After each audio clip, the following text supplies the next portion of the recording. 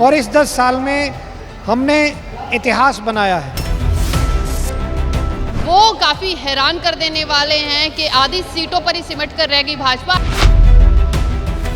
इसमें हमारी कमी ये रही कि हम अपना सच भी जनता तक नहीं पहुंचा पाए, वो अपना झूठ बेच गए।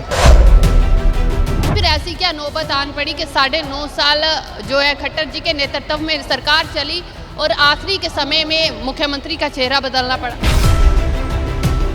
विधानसभा चुनाव के मद्देनजर हरियाणा के पंचकुला में कार्यकर्ता सम्मेलन रखा गया है। काफी बड़ा सम्मेलन है क्योंकि इसमें गृह मंत्री अमित शाह भी पहुंचे हुए हैं। वहीं आपको बता दें कि पिछले 10 सालों में भाजपा ने जो कार्य किए हैं, जो स्कीमें लागू की हैं, उनकी प्रदर्शनी यहाँ पे वो है लगाई गई है। जो कार्य जो भाजपा की सरकार के दौरान किए गए हैं, इन सभी के मद्देनजर हम बातचीत भी करेंगे यहाँ पे कि आखिरकार आगे आने वाले विधानसभा चुनाव में क्या कुछ जनता को लुभाने की कोशिश किस तरीके से की जाती है।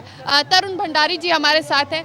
तरुण जी, ये तमाम योजनाएं आप 10 सालों की बता रहे हैं जो लगाई गई हैं, आने वाले सालों में क्या होगा? विधानसभा चुनाव बहुत नज़दीक आ गए हैं, उसके लिए क्या कुछ है? आने वाले विधानसभा चुनाव में जी, जो 10 साल के हमारे कार्यकाल में हमने जनहितैषी फैसले लिए वो जनता तक पहुंचाएंगे। और इस 10 साल में हमने इतिहास बनाया है।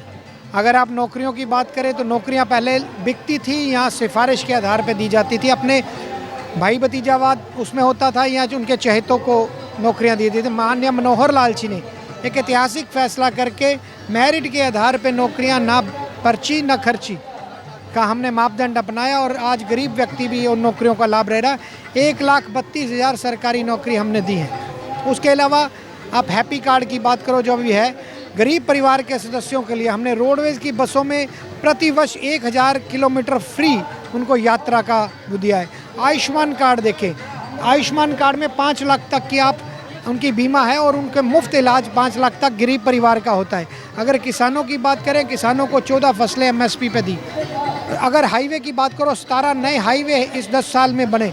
क्रांति आई है। एक ऐसा कार्यकाल आज तक नहीं बना और ये जनता तक हम पहुँचाएंगे और निश्चित तौर पर तीसरी बार हरियाणा में भारतीय जनता पार्टी की सरकार बनेगी। अच्छा, विपक्ष तो अभी भी बहुत इल्ज़ाम लगा रहा है कि कानून व्यवस्था पे सवाल खड़े किए जा रहे हैं। आए दिन व्यापारियों को धमकियाँ मिल रही हैं, थ्रेट मिल रहे हैं। जितना कानून व्यवस्था इस कार्यकाल में बढ़िया रही, हाँ कुछ चुनिंदा घटनाएं अब आ रही हैं, उसके ऊपर मुख्यमंत्री जी जरूर संज्ञान ले रहे हैं।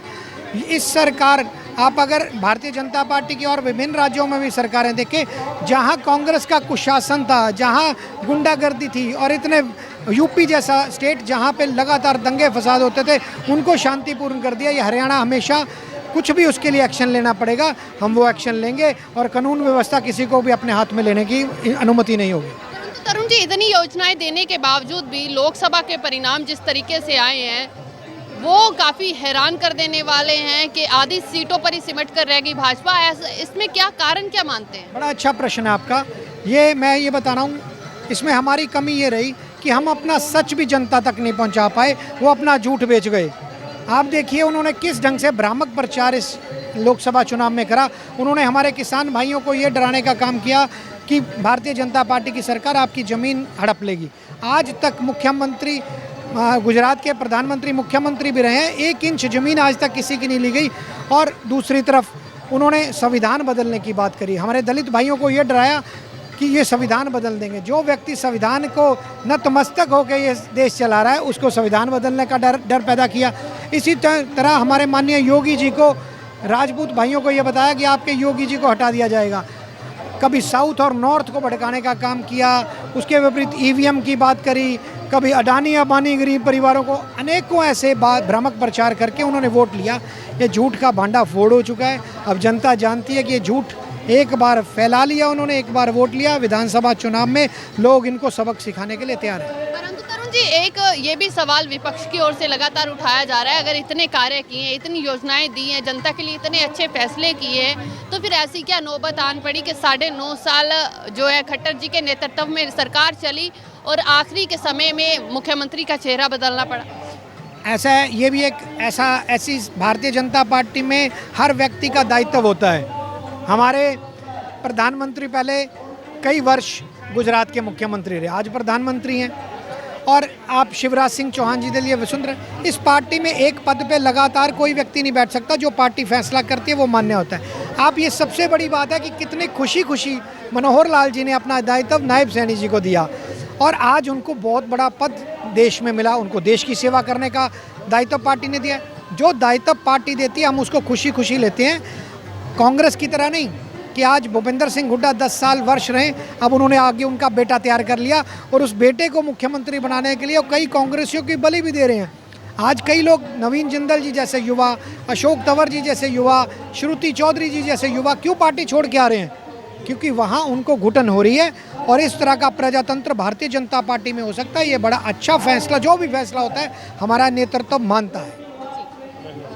बिल्कुल, तो तरुण चौधरी जी हमारे साथ थे।